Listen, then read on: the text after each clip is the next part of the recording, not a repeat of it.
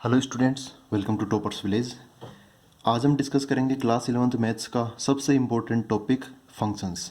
ये class 11th maths का ही सबसे इम्पोर्टेंट नहीं, ये क्लास 12 और उसके बाद की जो क्लासेज है, जो भी मैथमेटिक्स हायर मैथमेटिक्स आती है, फंक्शंस सबका इम्पोर्टेंट टॉपिक है। ये सबकी रीढ़ की हड्डी है, स्पेशली कैलकुलस के अंदर।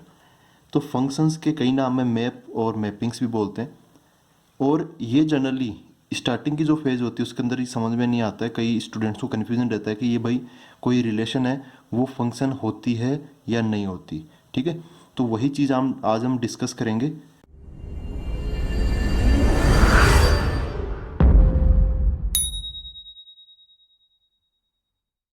सबसे पहले हमने देखा था सेट्स, उसके बाद में ऑर्डर्ड पेयर्स, उसके बाद में कार्टेशियन प्रोडक्ट, उसके बाद में हमने देखा रिलेशंस। अब रिलेशंस के बाद में हम देखेंगे फंक्शंस। तो कुछ खास रिलेशंस ही फंक्शन बन पाती है। आप ऐसा बोल सकते हो कि कुछ रिलेशंस फंक्शंस होती है, सारी की सारी रिलेशंस फंक्शन नहीं होती। हाँ, सारे के सारे फंक्शंस जो होते हैं वो रिलेशन जरूर होते हैं। रिलेशन से ही निकल के आते हैं फंक्शन। कुछ स्पेशल रिलेशंस क्या कहलाती है? फंक्शन कहलाती है। तो चलिए शुरू करते हैं इसकी डेफिनेशन के साथ। इसकी दो डेफिनेशंस है। तो अभी हम फर्स्ट डेफिनेशन देखते हैं, जो सबसे मेन डेफिनेशन है। यह है a relation F from a set A to a set B. यहाँ पर जो ए और बी सेट है, वैसे यहाँ पे नॉन एम्प्टी लिखना चाहिए, लेकिन मैं आपको बस बता रहा हूँ कि ये दोनों के दोनों नॉन एम्प्टी सेट्स है। तो यहाँ पे मैं लिख नहीं रहा। कभी भी मैं सेट ए या सेट बी लिखता हूँ, इसका मतलब जब भी हमें लेना हो खाली नहीं लेना है, हमें वो भरा हुआ लेना है, मतलब नॉन एम्प्टी, ये भी non empty. A relation f from a set A to a set B is known as function if each element of A, यहाँ पर देखो each element of A बोला है। रिलेशन कहाँ से कहाँ डिफाइन किया हमने? A से B में। तो मैं ऐसे बोल सकता हूँ कि F, जैसे यहाँ पे रिलेशन आता तो R लिख के हम A से फिर B की तरफ एरो लगा देते थे, तो इसको बोलते हैं relation F from A to B। ठीक है, सेट ए से एलिमेंट्स सेट बी वाले एलिमेंट से कनेक्ट होंगे, तो एरो हम उधर की तरफ लगाएंगे। यहाँ पर मैंने नाम किसका लिया है? Each element of A. इसका मतलब पहला वाला है इसका हर एक एलिमेंट। If each element of A has unique, unique मतलब one and only one image in B. ठीक है, ये इसकी सबसे मेन डेफिनेशन है। यहाँ पे दो वर्ड्स सबसे ज़्यादा काम के हैं, ईच एलिमेंट और यहाँ पर जो यूनिक वर्ड है वो। ईच एलिमेंट यहाँ पर इसका मतलब यहाँ से कोई कोई भी एलिमेंट बचना ही नहीं चाहिए, हर एक एलिमेंट कनेक्टेड होना चाहिए। अगर इसमें कोई एलिमेंट खाली दिख गया, इसका मतलब वो फंक्शन नहीं है। पहली चीज़, यहाँ का हर एक एलिमेंट कनेक्टेड होना चाहिए। दूसरी चीज़, यूनिक इमेज होनी चाहिए। दो कंडीशंस, अगर ये दोनों सेटिस्फाई किसी रिलेशन में होगी, तब वह रिलेशन क्या बन जाएगी? फंक्शन बन जाएगी। तो यहाँ का हर एक एलिमेंट कनेक्टेड होना चाहिए, साथ ही साथ यहाँ वाले हर एक एलिमेंट की उधर की तरफ जो इमेज होती है वो एक ही इमेज होनी चाहिए, दो इमेज नहीं होनी चाहिए। जैसे हमने एक रिलेशन के अंदर एक एग्जांपल लिया था, कुछ बॉलीवुड एक्टर्स और उनका। तो कोई एक एक्टर था जिसके दो मूवीज़ थी, तो हमने उस एक्टर को दो मूवीज़ से कनेक्ट कर दिया था, तो एक्चुअली उस एक्टर की दो इमेज होगी वो दोनों मूवीज़। तो ऐसी सिचुएशन नहीं होनी चाहिए। ऐसी सिचुएशन बस रिलेशन हो सकती है, लेकिन फंक्शन नहीं बन सकती। फंक्शन बहुत यूनिक चीज़ होता है, फंक्शन भी खुद अपने आप में। तो ये फंक्शन कुछ रिलेशन ही बन पाती है, वो रिलेशन बन पाती है जो कि ये दोनों कंडीशन सेटिस्फाई करे। क्या है कंडीशन? पहली, ईच एलिमेंट, यहाँ का हर एक एलिमेंट कनेक्टेड होना चाहिए। फिर उसके बाद में जो जो कनेक्टेड है, मतलब जो हर एक एलिमेंट जो कनेक्टेड है उनकी यूनिक इमेज होनी चाहिए, मतलब एक ही एरो निकलना चाहिए। अब इसको मैं पहले एरो डायग्राम से समझा देता हूँ, क्योंकि एरो डायग्राम सबसे काम की चीज़ होती है। फिर इसकी दूसरी और तीसरी डेफिनेशन देखेंगे हम। तो अभी अपने पास में चार एरो डायग्राम है। हमें बताना है कि F1 ये F1 रिलेशन है, ये F2 रिलेशन है, F3 रिलेशन और F4 रिलेशन।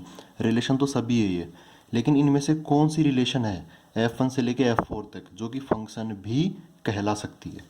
तो देखो, हम स्टेप बाय स्टेप इसको और इसको चेक कर लेंगे। इसके अंदर F1 के अंदर देखो, ईच एलिमेंट ऑफ ए, ये सेट ए है, मतलब पहला वाला सेट है। देखो एरो में किधर से किधर भी लगा सकता हूँ, जिधर से एरो निकला है उसको पहला मानेंगे और जिधर एरो जाके लगा है उसको दूसरा मानेंगे। मैं एरो इधर से इधर की तरफ भी लगा सकता था, उस केस में मैं इसको पहला मानता। ठीक है, तो पहले सेट का हर एक एलिमेंट कनेक्टेड होना चाहिए। इसमें 1 भी कनेक्टेड है, 2 भी कनेक्टेड है, 3 भी कनेक्टेड है, तो ये पहली कंडीशन सेटिस्फाई कर रहा है। अभी मैंने ये नहीं बोला कि ये फंक्शन है, बस ये पहली कंडीशन सेटिस्फाई कर रहा है। अब दूसरी कंडीशन क्या है, यूनिक इमेज होनी चाहिए in B, one and only one image होनी चाहिए इन बी। तो देखो 1 की इमेज क्या है, बी, ए की है, 2 की इमेज क्या है, ए की है, और 3 की इमेज क्या है, सी, ए की है। तो ये क्या हो गया, फंक्शन हो गया। जो F1 है ये क्या हो जाएगा, फंक्शन होगा। फिर F2 पर आते हैं। ठीक है, तो ये तो फंक्शन हो गया। अब F2 में क्या है, पहली कंडीशन सेटिस्फाई करो, ईच एलिमेंट ऑफ ए, क्या इधर का हर एक एलिमेंट कनेक्टेड है, 1 भी कनेक्टेड, 2 भी, 3, 4, 4 एलिमेंट है, चारों कनेक्टेड है। ठीक है, फिर इसमें बोला कि unique one and only one image होनी चाहिए। तो देखो 1 की इमेज क्या है, ए, तो 1 की इमेज तो ए की है ना, ए, तो 1 से तो कोई दो एरो नहीं निकले ना। 2 की इमेज क्या है, ए है, 3 की इमेज क्या है, ए, और 4 की इमेज क्या है, ए। ऐसा तो है नहीं कि 1 से 2 एरो निकले हो। हाँ ये है कि भाई जो ए है उस पर 4 एरोज जाके लगे हैं। ठीक है, तो अपनी जो फंक्शन की डेफिनेशन है इसके अंदर दूसरे वाले सेट के बारे में कोई भी कमेंट नहीं किया, मतलब दूसरी की तरफ कुछ भी हो सकता है, लेकिन अब हमें ध्यान किसका रखना है, पहले वाले का। तो यहाँ पर ए पर बहुत सारे एरो जाके लग रहे हैं, लेकिन इसका कोई कंडीशन, इस पर कोई कंडीशन नहीं लगती फंक्शन के अंदर। यहाँ पर क्या है, 1 से ए की एरो निकल रहा है तो 1 की यूनिक इमेज है ए, 2 की भी यूनिक इमेज है ए, 3 की भी यूनिक इमेज है ए, और 4 की भी यूनिक इमेज है ए। तो ये भी क्या हो गया, फंक्शन हो गया। अब F3 पर आते हैं। ठीक है, इधर से इधर हम डिफाइन कर रहे हैं, इसके अंदर एलिमेंट्स 1 2 3 4, इसमें ए बी सी। फिर क्या बोला, ईच एलिमेंट ऑफ ए, क्या इसका हर एक एलिमेंट कनेक्टेड है, 1 2 3 तो कनेक्टेड है, लेकिन 4 देखो 4 यहाँ पर कनेक्टेड नहीं है। तो ये जो F3 है ये पहली कंडीशन ही सेटिस्फाई नहीं कर रहा, तो ये क्या होगा, फंक्शन नहीं होगा। तो F3 फंक्शन नहीं है अपना। अब इसमें दूसरी कंडीशन चेक करने की हमें ज़रूरत नहीं है, दूसरी कंडीशन चेक करना भी मत। F4 देखते हैं। यहाँ पर ए के अंदर 4 एलिमेंट है, 1 2 3 4, तो each element of A connected होना चाहिए। तो 1 2 3 4, चलो ये तो सब कनेक्टेड है, सभी से एरोज निकल रहे हैं। फिर क्या है, यूनिक इमेज होनी चाहिए। तो 1 की इमेज क्या है, ए की है, 2 की इमेज क्या है, बी, ए की है, 3 की इमेज क्या है, सी, वो भी ए की है, 4 की इमेज क्या है, डी और ई, दो इमेज है 4 की। तो 4 की यूनिक इमेज नहीं है, मतलब one and only one image नहीं है, 4 की 2 इमेज है, कौन कौन, डी और ई। तो ये जो फंक्शन है F4, जो फंक्शन तो नहीं है, ये जो रिलेशन है F4 ये रिलेशन है बस, और फंक्शन नहीं है। तो F4 is not a function. अब इन चीज़ों को, क्योंकि अब मैं अगली डेफिनेशन काम में लूँगा तो मैं स्टेप बाय स्टेप चल रहा हूँ, आपको हर एक चीज़ कनेक्टेड मिलेगी। F1 को मैं रोस्टर फॉर्म में लिख लेता हूँ, है ना। F1 को किस में लिख लेता हूँ, रोस्टर फॉर्म में। F1 के अंदर क्या आया, यहाँ पे 1 B से कनेक्टेड है, 2 ए से कनेक्टेड है, और 3 सी से कनेक्टेड है। तो मैं क्या लिखूंगा, 1 कोमा बी, 1 कोमा बी, फिर 2 कोमा ए, 2 कोमा ए, फिर क्या लिखूँ, 3 कोमा सी। तो यहाँ पे 3 कोमा सी। ठीक है, ऐसे F1 को लिख लिया, ऐसे F2 को लिख लेता हूँ। ठीक है, मैं फटाफट इनको लिख लेता हूँ। ऐसे F3 को लिख लेता हूँ, ऐसे ही F4 को लिख लेता हूँ। तो इन चारों को मैंने रोस्टर फॉर्म में लिख लिया। अब यहाँ पर आप देखो, जब हमने F1 डिफाइन किया था, तो आप ये जो फंक्शंस हैं इनकी रोस्टर फॉर्म को देख के भी बता सकते हो कि कौन सा फंक्शन है और कौन सा फंक्शन नहीं है। जैसे F4 है, F4 में आप देख के बता सकते हो, यहाँ पर 1 की इमेज ए है, 2 की इमेज बी है, 3 की इमेज सी है, 4 की डी इमेज है और 4 की ई बी इमेज है। तो यहाँ पर ऐसे 2 ऑर्डर्ड पेयर है, एक ये ऑर्डर्ड पेयर है और एक ये ऑर्डर्ड पेयर है। इन दोनों ऑर्डर्ड पेयर्स के अंदर इनका पहला एलिमेंट सेम है, और दूसरा वाला अलग अलग है। इसका मतलब 4 की इमेज डी भी है और 4 की इमेज ई भी है। ठीक है, तो इस हिसाब से क्या हो गया कि 4 की 2 इमेज होगी, यूनिक इमेज नहीं रही।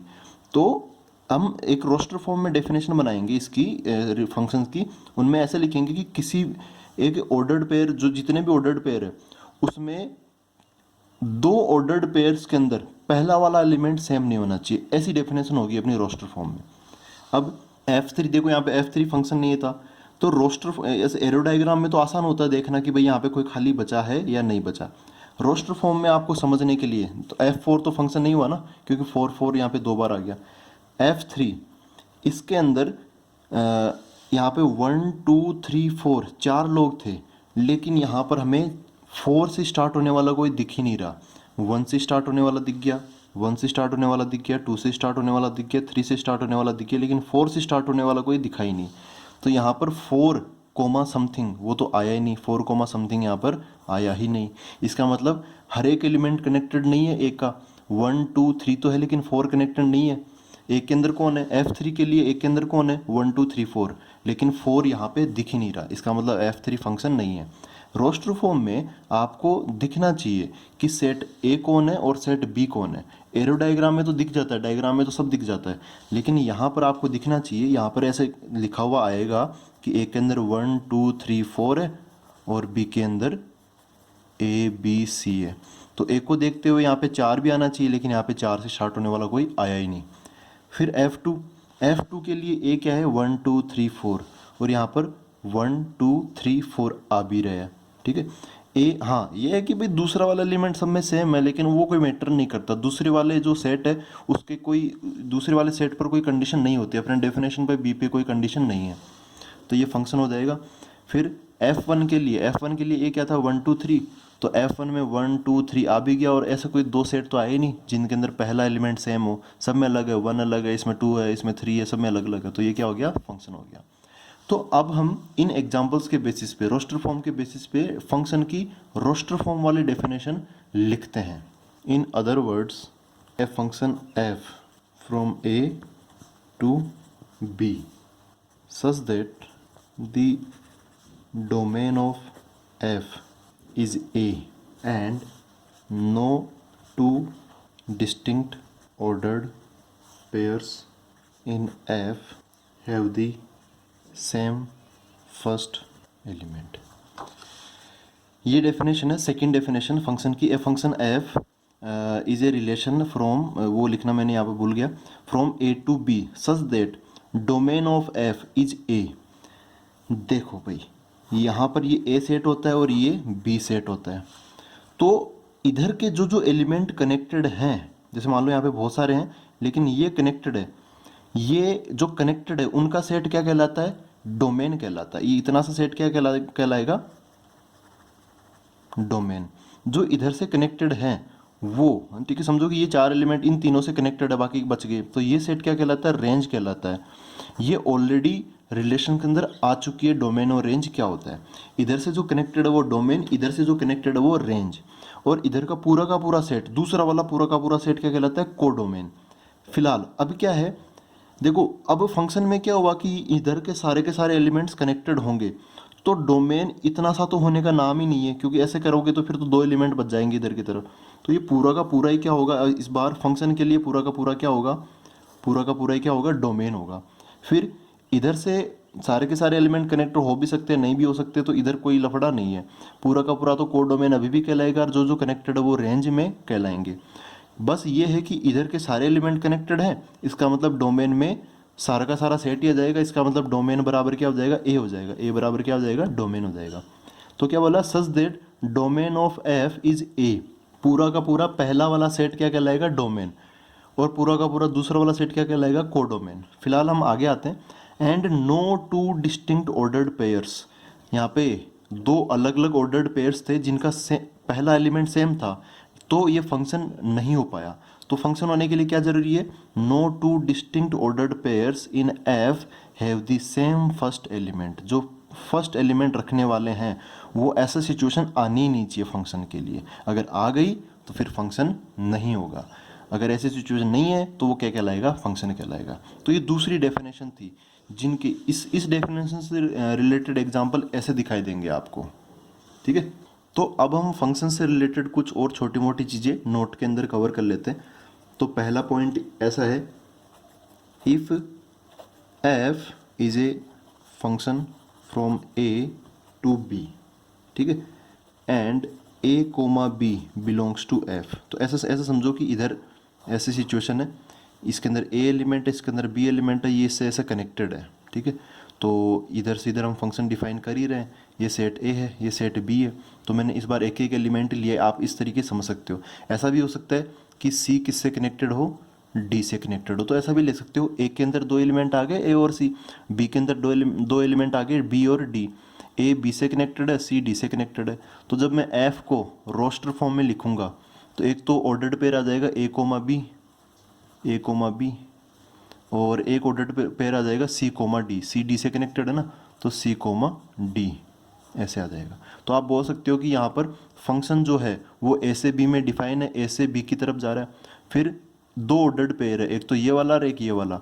तो ये जो पहला ऑर्डर्ड पेयर है ये एक टाइप का सेट है, फंक्शन एक टाइप का सेट ही होता है लेकिन थोड़ा अलग तरीके से। तो ए कोमा बी जो है वो इस सेट में बिलोंग कर रहा है, तो मैं बोल सकता हूँ ए कोमा बी बिलोंग्स टू ए, ऐसा मैं बोल सकता हूँ। देन यहाँ पर अब छोटी छोटी चीज़ें, मतलब ये जो फॉर्म है ना A comma B belongs to F, इसको आप दूसरे तरीके से लिख सकते हो F of A equal to B. जैसे हम 10th क्लास के अंदर लिखते थे ना पॉलिनोमियल्स के अंदर कि पी ऑफ एक्स बराबर यहाँ पे एक्स स्क्वायर प्लस 3, तो पी ऑफ 1 बराबर क्या हो जाएगा 1 का स्क्वायर प्लस 3, इस टाइप की चीज़ें। ठीक है, इस टाइप की चीज़ ही है ये, यहाँ पर मैं लिखना नहीं चाह रहा था। तो इसी टाइप से हम इनको लिख सकते हैं। एफ के अंदर ए डालेंगे तो आंसर क्या मिल जाएगा बी, है ना। एफ के अंदर ए डालेंगे तो आंसर क्या मिल जाएगा मैं बी। एफ के अंदर, इस एफ के अंदर ये सी डालेंगे तो आंसर क्या मिल जाएगा मैं डी। तो F of A equal to क्या बन गया बी। ऐसे और क्या बोल सकते हो F of C equal to क्या होगा डी। तो ये उसी चीज़ को लिखने का तरीका है ये। इस चीज़ को और क्या बोल सकता हूँ, देखो ए की इमेज बी है ना और सी की इमेज डी है, बी की प्री इमेज क्या है ए और डी की प्री इमेज क्या है सी। तो मैं क्या बोल सकता हूँ, ये पहला point, image of A under F equal to B, image of A under F is B. दूसरा, image of C under F is D. Pre image की बात कर लेते हैं उल्टा, बी की प्री इमेज क्या है ए, तो यहाँ पे ऐसा बोल सकता हूँ pre image of B under F. ऐसे लिखने का बोलने का तरीका है, हम इस फॉर्मेट में ही इन चीज़ों को बोलेंगे। Pre image of B under F is A, है ना, बी उल्टा ए से कनेक्टेड है। Pre image of D under F equal to C. ठीक है, डी की प्री इमेज क्या है एफ के अंडर में सी है। अच्छा, यहाँ पर एक छोटी सी चीज़ और, जैसे मैंने बोला ना कि f जो है वो फंक्शन a से b में डिफाइंड है, तो मैं ऐसे बोल सकता हूँ कि f such that a to b, ऐसे मैं बोल सकता हूँ। फंक्शन f a से b में डिफाइंड है ना, तो f which defined from a to b, ऐसे एरो लगा दूंगा। अगर b से a में डिफाइंड होगा तो यहाँ पे b टू a लगा दूंगा। सब कुछ ऑर्डर में चलता है, जब से हमने ऑर्डर्ड पेयर पढ़ा है ना तब से हर चीज़ ऑर्डर में चल रही है यार, समझो इस बात को। अब हम कोई एग्जाम्पल लेके देखते हैं। जैसे मैं यहाँ पर एक एग्जांपल लेता हूँ, F equal to X comma Y such that Y equal to 2x, X comma Y belongs to n, ऐसे दे रखा है। और यहाँ पे मैं बोल देता हूँ defined from n to n। अच्छा, इस defined from n to n को मैं ऐसे भी बोल सकता हूँ ऑन n। ठीक है, defined from n to n है ना, इस चीज़ को मैं ऑन n भी बोल सकता हूँ। Then find domain and range, तो उस केस में मैं डोमेन एंड रेंज फाइंड करना, ये एक फंक्शन है। क्वेश्चन में समझो कि पहले बोल दिया, यहाँ पे फंक्शन वर्ड लगा सकते हैं। फंक्शन f यहाँ पे क्या है, फंक्शन एक वर्ड है, f equal to X comma Y. Y की वैल्यू जो है ना, ये दूसरा वाला जो नंबर है वो पहले वाले का डबल है। वो कैसे लिख रखा है यहाँ पे y equal to 2x, X और वाई दोनों के दोनों n में बिलोंग कर रहे हैं। यहाँ पे बोला है कि फ्रॉम n टू n, इसका मतलब जो पहला वाला है वो n में बिलोंग करेगा और दूसरा वाला भी n में बिलोंग करेगा। तो आप ऐसे लिखो या ऐसे लिखो या ऑन n लिखो, एक ही बात है तीनों चीज़ें। फाइंड डोमेन एंड रेंज, हमें ये पता करना है। तो सबसे बेस्ट है, इसको मैं कैसे ले बताऊँ, सबसे पहले एरो डायग्राम से बताता हूँ। ठीक है, इधर n है और इधर की तरफ भी n है। यहाँ पे 1 2 3 4 5 चलता रहेगा क्योंकि n है ना ये। फिर इधर 1 2 3 4 5 6 7 8 डॉट डॉट डॉट चलता रहेगा। इधर से इधर की तरफ f में डिफाइन कर रहा हूँ। अच्छा, इधर से कौन आएगा, इधर से कौन आएगा, इधर से x आएगा और इधर कौन आएगा, y आएगा। और ये y की वैल्यू क्या है 2x है, y की वैल्यू क्या है 2x। मतलब इधर से x की वैल्यू लेता हूँ मैं 1, तो उस 1 का क्या कर दूंगा, डबल कर दूंगा। तो y इक्वल टू 2 इंटू 1 2 हो जाएगा। तो 1 किससे कनेक्ट हो गया, 2 से, है ना। यहाँ पे जो 2 है उसको, ये y है और इधर जो 1 है वो x है, तो y equal to 2x। Main चीज़ है कि ये चीज़ अपनी सेटिस्फाइड होके रहनी चाहिए, ठीक है, ये चीज़ हमेशा सेटिस्फाइड होनी चाहिए। तो 1 क्या हो गया, 1 का 2 हो गया, 1 की इमेज क्या हो गई 2। ऐसे 2 है, x की वैल्यू में 2 डालूंगा तो x की वैल्यू 2 लूंगा तो आंसर y की वैल्यू क्या मिलेगी, 2 इंटू 2 4, तो y किससे 2 किससे कनेक्ट हो जाएगा 4 से। ऐसे 3 किससे कनेक्ट हो जाएगा 6 से, और 4 किससे कनेक्ट हो जाएगा 8 से, ठीक है ना। तो अब मैं अगर यहाँ पे डोमेन की बात करूँ, डोमेन मतलब पहले वाला जो सेट है ना उसमें जो कनेक्टेड है वो, तो कौन कौन आएगा यहाँ पे, 1 कनेक्टेड है, 2 कनेक्टेड है, 3 कनेक्टेड है, 4 कनेक्टेड है, 5 आगे कनेक्ट हो जाएगा, क्योंकि यहाँ तो अपने पास लिमिटेशन है ना भाई, एन के अंदर तो इनफिनिट एलिमेंट्स होते हैं, तो वो सारे तो मैं लिख नहीं सकता, तो ऐसे 5 भी कनेक्ट होगा ही होगा, फिर 6 भी कनेक्ट होगा, ऐसे डॉट डॉट डॉट जितने एन के अंदर नंबर है वो सब कनेक्ट होते चले जाएंगे।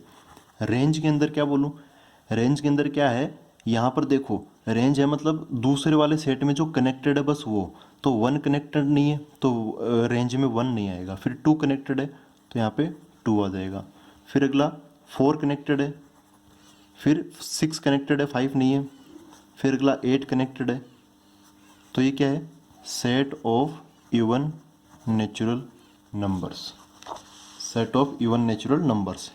और ये वाला क्या है, डोमेन के अंदर तो सभी आ गए, इधर जो भी होते हैं ये हमने पहले भी बोला था कि फंक्शन का नाम लेते ही पहला वाला पूरा सेट क्या हो जाता है, पहला वाला पूरा सेट क्या कहलाता है डोमेन, और दूसरा वाला पूरा सेट तो कोडोमेन कहलाता है, ये वो तो रिलेशन में भी कहलाता था, यहाँ पर भी कहलाएगा, यहाँ पर ये क्या हो गया डोमेन हो गया। रेंज क्या हो गया 2 4 6 8 ऐसे, इनमें से जो इवन नंबर है वो, क्योंकि इवन इवन नंबर क्यों, y इक्वल टू 2x है इसलिए इवन नंबर आएंगे, हर एक नंबर 2 से मल्टीप्लाई होके आएगा, 2 से मल्टीप्लाई होके आएगा तो इवन नंबर बन जाएगा, set of even natural numbers. Codomain की भी बात कर ही लेते हैं, कोडोमेन की बात करेंगे तो यहाँ पर देखो कोडोमेन क्या हो जाएगा n, जो n क्यों, complete set, complete second set, ऐसे बोलना ज़्यादा सही होगा, कंप्लीट सेकंड सेट वही क्या होता है कोडोमेन कहलाता है। तो यहाँ पर दूसरा वाला सेट कौन था, n था ना, तो ये पूरा का पूरा ही क्या हो गया कोडोमेन हो गया। तो ये छोटी छोटी चीज़ें हैं जो आपको पकड़ के रखनी है, इनको छोड़ना नहीं है। दोस्तों अब आगे देखते हैं, एक और टर्म है जो हम यूज में लेते हैं, real valued function. Real valued function, इसके नाम से लग रहा है कि यहाँ पर क्या लिखा हुआ है रियल वैल्यूड, वैल्यूड मतलब जिसकी वैल्यू क्या हो रियल हो। तो यहाँ पर आप देखो धीरे धीरे इन चीज़ों को आप अभी तक पता नहीं कनेक्ट कर पाए या नहीं कर पाए, यहाँ पर एक्चुअली हो क्या रहा है, जो हम 10th क्लास में जो पढ़ते थे ना पॉलिनोमियल्स, वही चीज़ यहाँ पे हो रही है। यहाँ पे कुछ इस टाइप से चीज़ें आ रही है कि यहाँ पर कुछ नंबर्स हैं, हम उनको उनके अंदर डाल रहे हैं, ठीक है, इधर से उधर डाल रहे, जैसे यहाँ पर ए है यहाँ पे बी आ गया, तो ये एफ के अंदर हुआ तो मैं बोलूँगा F of A equal to B.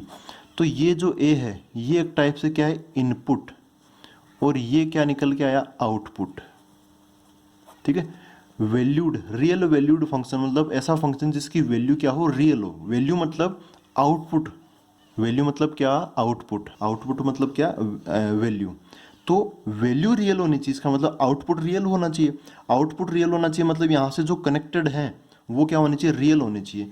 इसका मतलब यहाँ पर दोज फंक्शंस, ऐसे लिख देता हूँ इसकी definition, those functions whose range is R, R मतलब रियल नंबर्स और सबसेट ऑफ R, ठीक है। ऐसे फंक्शंस जिनकी रेंज, मैंने यहाँ पे रेंज का ही नाम लिया है क्योंकि यहाँ पे वैल्यू की बात की कि वैल्यू मतलब फंक्शन का वैल्यू जो है ना वो रियल होना चाहिए, मतलब फंक्शन का आउटपुट रियल होना चाहिए, ये चीज़ कनेक्ट करो, ये यहाँ तक हमने भूमिका बना चुके हैं ऑलरेडी। तो आउटपुट रियल होना चाहिए, इसका मतलब वैल्यू रियल होनी चाहिए, इसका मतलब उसकी जो रेंज है, आउटपुट आउटपुट किस में आती है रेंज में आती है, इनपुट किस में आती है डोमेन के अंदर, तो रेंज क्या होनी चाहिए रियल होनी चाहिए, या फिर रेंज मतलब रियल नंबर्स हो सकता है आर हो सकता है, या फिर रेंज क्या हो सकती है अपनी रियल नंबर का कोई सबसेट हो सकता है। यहाँ पे आर का मतलब क्या है रियल नंबर्स, यहाँ पे लिखा हुआ है रियल नंबर्स, ठीक है। अब ऐसी एक और चीज़ हम काम में लेते हैं रियल फंक्शन। अब रियल फंक्शन कौन होते हैं, those functions whose domain and range both are set of real numbers और सबसेट ऑफ रियल नंबर्स।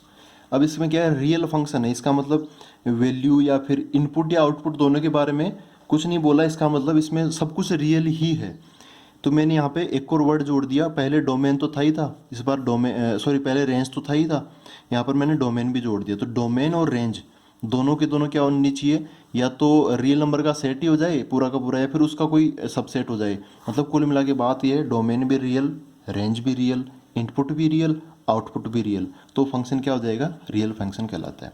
वैसे हम जो भी स्टडी करते हैं सबके सब क्या होते हैं, रियल फंक्शन ही होते हैं। तो आप इनको इन दोनों चीज़ों से डरने की ज़रूरत नहीं है। अब एक लास्ट डेफिनेशन में बताता हूँ, क्योंकि वो जो डेफिनेशन में बताने वाला हूँ वो बोर्ड में तो काम नहीं आती, क्योंकि बोर्ड में उस चीज़ का नाम ले नहीं रखा है यहाँ पर बुक के अंदर, अपनी एनसीईआरटी के अंदर क्लास 11th में। लेकिन जो जेईई मेन की तैयारी करते हैं बच्चे, उनको उस डेफिनेशन का ज़रूर पता होना चाहिए। वो डेफिनेशन क्या है, वो डेफिनेशन ग्राफ से रिलेटेड है। तो ग्राफिकल डेफिनेशन ऑफ फंक्शन क्या होता है, इसके अंदर देखो फंक्शन की तीसरी डेफिनेशन है ये। पहली डेफिनेशन क्या थी, a relation F from a set A to set B is known as function if each element of A has unique, मैं यहाँ पे ईच एलिमेंट और यूनिक इमेज की बात सबसे ज़्यादा की गई है। दूसरी डेफिनेशन के अंदर ऐसा है कि जो सेट ए है, पहला वाला सेट वही डोमेन होना चाहिए, मतलब पहले वाले सेट का हर एक एलिमेंट कनेक्टेड होना चाहिए, साथ ही साथ कोई दो ऐसे ऑर्डर्ड पेयर नहीं होने चाहिए जो कि क्या करते हो, जिनके अंदर पहला एलिमेंट सेम हो।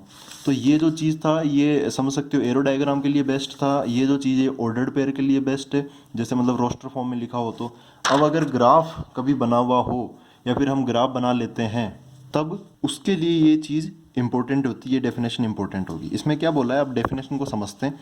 If vertical line does not cut the graph of relation F for more than one point, then this relation F is also known as function.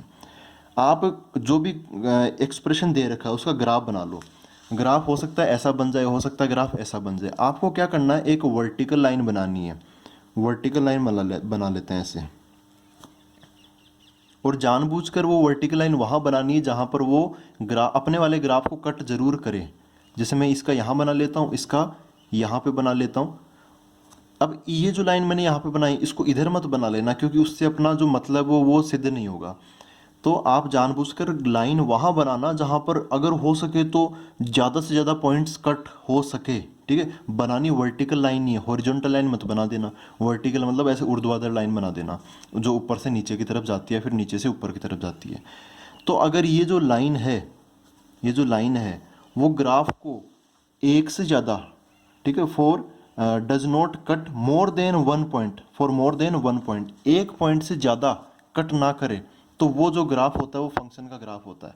यहाँ पर इसने मैक्सिमम कितने पॉइंट पे कट किया, एक पॉइंट पे, एक पॉइंट से ज़्यादा ये कट नहीं करेगी लाइन। यहाँ पर इस वर्टिकल लाइन ने इस ग्राफ को कितनी जगह कट किया, दो जगह पर, एक तो यहाँ पर, दूसरा यहाँ पर, इसने एक ही पॉइंट पे कट किया। तो ये जो ग्राफ है ये किसका होगा, फंक्शन का ग्राफ होगा ये। और ये क्या होगा, नॉट ए फंक्शन, ठीक है। ये ग्राफ फंक्शन का हो गया और ये ग्राफ फंक्शन का नहीं होगा। ये चीज़ क्लियर है।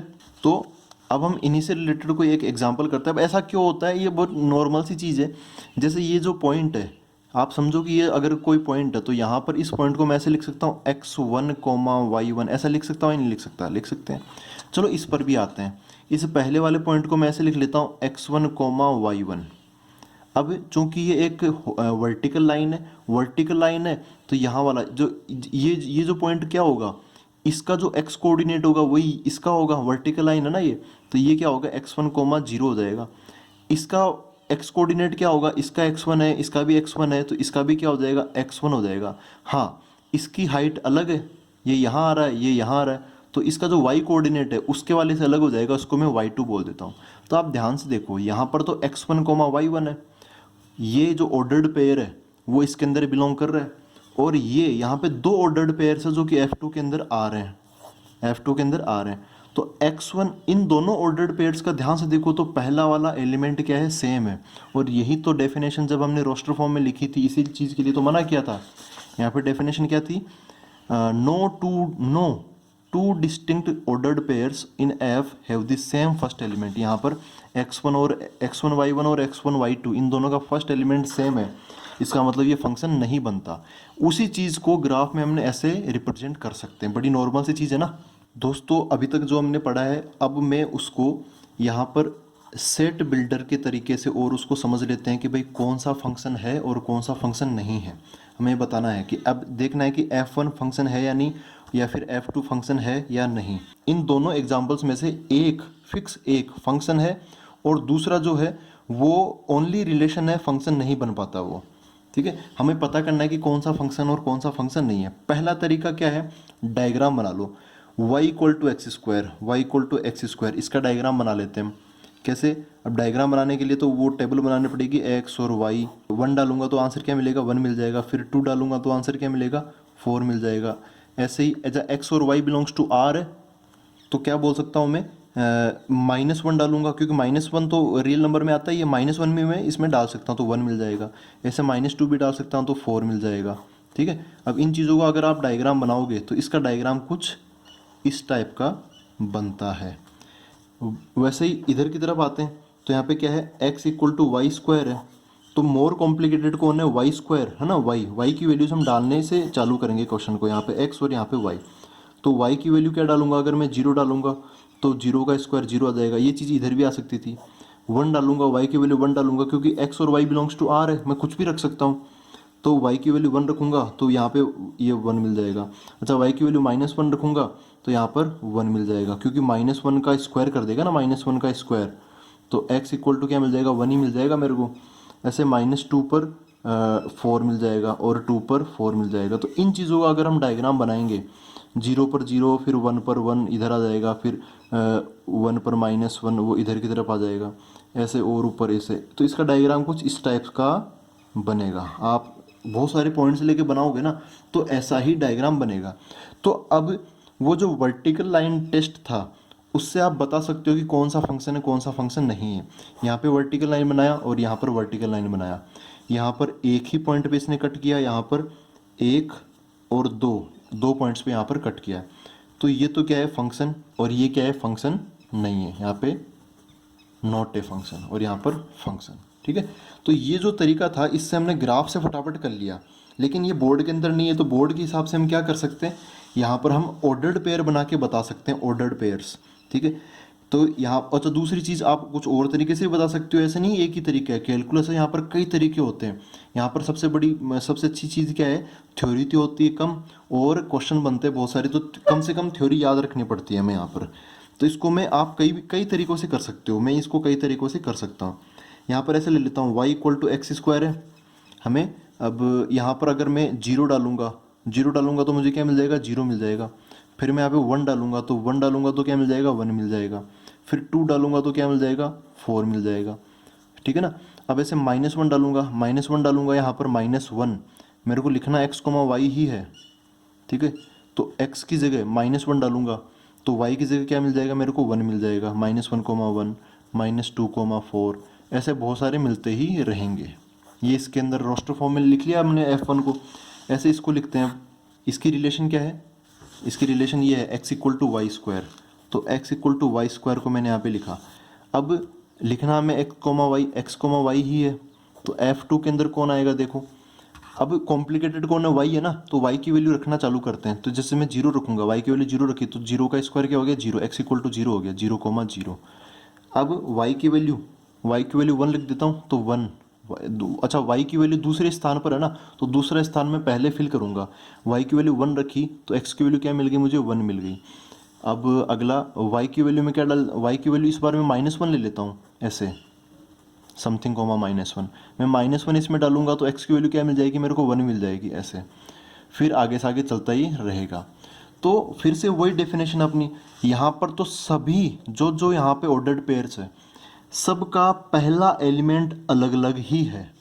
लेकिन यहाँ पर ऐसे कई बार होगा कि जिनका पहला एलिमेंट क्या होगा, सेम, यहाँ पर भी 1 है और यहाँ पर भी 1 है, तो ये फंक्शन नहीं होगा और ये फंक्शन हो जाएगा। तो मैंने यहाँ पर फंक्शन के अलग अलग तरीकों से, अलग अलग पॉइंट ऑफ व्यू से डिस्कस किया है। तो आपको जो तरीका पसंद आए वो आप अपना सकते हो, सभी तरीके अलाउड है। ठीक है, तो आज की क्लास में हमने फंक्शन देखा है, ओनली फंक्शन ही देखा है। तो आई होप आपको ये क्लियर हुआ हो। अब अगली वाली क्लासेस में हम अलग अलग टाइप्स के फंक्शंस देखेंगे नेम फंक्शंस होते हैं जिनका नाम लेते हैं हमें पता चल जाए कि भाई हाँ उसका ग्राफ कैसा बनेगा, उसकी डोमेन रेंज क्या होती है और बाकी प्रॉपर्टीज़ कैसी होती है। तो मिलते हैं अब अगले वीडियो के अंदर। Thank you very much.